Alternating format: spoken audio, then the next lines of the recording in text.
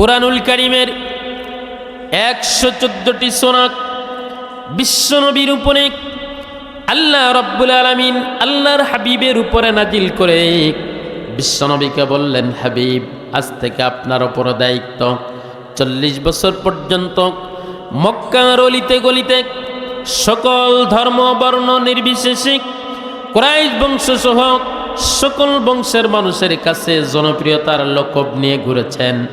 সবাই আপনাকে মহব্বত করেছে আপনার আচরণের উপরে, কিন্তু আজকে এমন একটি কিতাব আপনার উপরে দিলাম যে কারণে আপনাকে আমি প্রেরণ করেছি।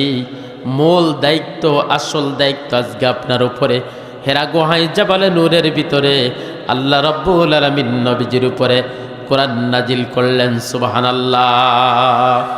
আর এই কোরআন নাজিল করে আল্লাহ রাব্বুল আলামিন বিশ্বকে জানিয়ে দিলেন, আল্লাহর নবীকে জানিয়ে দিলেন, নবী হ্যাঁ, প্রত্যেকটা উম্মতদেরকে জানিয়ে দেন এই কোরআন শুধু মক্কার মানুষের জন্য নয়, মদিনার মানুষের জন্য নয়, আরব দেশের মানুষের জন্য নয়, আমার বংশের মানুষের জন্য নয়। এই কোরআন বাংলাদেশের আওয়ামী লীগের জন্য নয়, এই কোরআন বিএনপির জন্য নয়, জাতীয় পার্টির জন্য নয়, এই কোরআন কোনো দলের জন্য নয়, এই কোরআন কোনো জাতি গোষ্ঠী কোনো দেশের জন্য নয়। আল্লাহ রাব্বুল আলামিন বলছেন, হাযা বায়ানুল লিন্নাস। আল্লাহু আকবার। এই কোরআন প্রত্যেকটা মানুষের জন্য। কোরআনের সংস্পর্শে যেই মানুষগুলি আসবে, এই মানুষগুলি সোনার মানুষে রূপান্তরিত হবে। মক্কা নগরীতে প্রত্যেকটা মানুষের মন ছিল শক্ত, রাতের বেলায় তরবারি নিয়ে ঘুরত। কোনো মানুষের সাথে দেখা হলে সাথে সাথে কোপ দিয়ে কাল্লা কেটে ফেলত। সকালবেলা দেখা গেছে বাবা কেটেছে ছেলের কাল্লা, ছেলে কেটেছে বাবার কল্লা, গর্দান নামিয়ে দিয়েছে। এটা ছিল তাদের নেশা, তাদের পেশা, মানুষ মারা। মানুষের মক্কার মানুষের এই মক্কার নাম ছিল বাক্কা।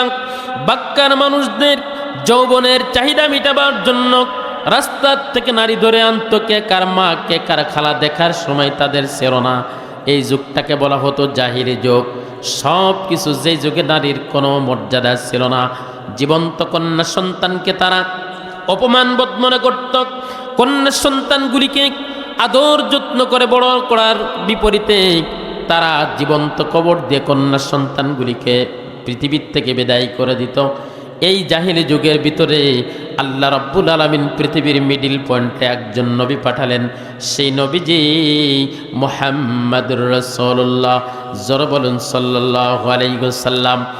নবীজিকে বললেন, নবী হে, এই পৃথিবীর সবথেকে নিকৃষ্ট জায়গায়, নিকৃষ্ট জমিনে আপনাকে প্রেরণ করলাম। চিন্তা আপনি করবেন না, এমন একটা কিতাব আপনার উপরে নাজিল করে দিলাম। আপনার পৃথিবীর কোনো থিওরি ব্যবহার করা লাগবে না, পৃথিবীর কোনো সিস্টেম ব্যবহার করা লাগবে না, পৃথিবীর কোনো যুক্তি, পৃথিবীর কোনো কলাকৌশল, কোনো বিমান, কোনো কামান, কোনো যুদ্ধ করা লাগবে না। আপনার জোর করে কোনো কিছুই করা লাগবে না। শুধুমাত্র আপনি আমার হীরা গুহার কিতাবটা সমাজে যদি ব্যবহার করতে পারেন, তাহলে দেখবেন এই পুরা সমাজটা সোনার সমাজে রূপান্তরিত হয়ে যাবে।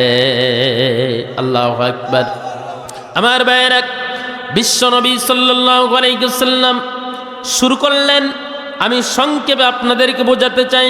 কোরআনের দাওয়াত যখন দেয়া শুরু করলেন, বিশ্বনবী সাল্লাল্লাহু আলাইহি ওয়াসাল্লাম মানুষদের মাঝে বললেন, ও আমার গোত্রের মানুষেরা, ও আমার জাতির মানুষেরা, মক্কার মানুষেরা, আমি মুহাম্মাদের উপরে আল্লাহ রাব্বুল আলামিন কোরআন নাজিল করেছে, আমাকে নবী হিসাবে তোমরা মানো। ওই কালেমা পড়ে নাও।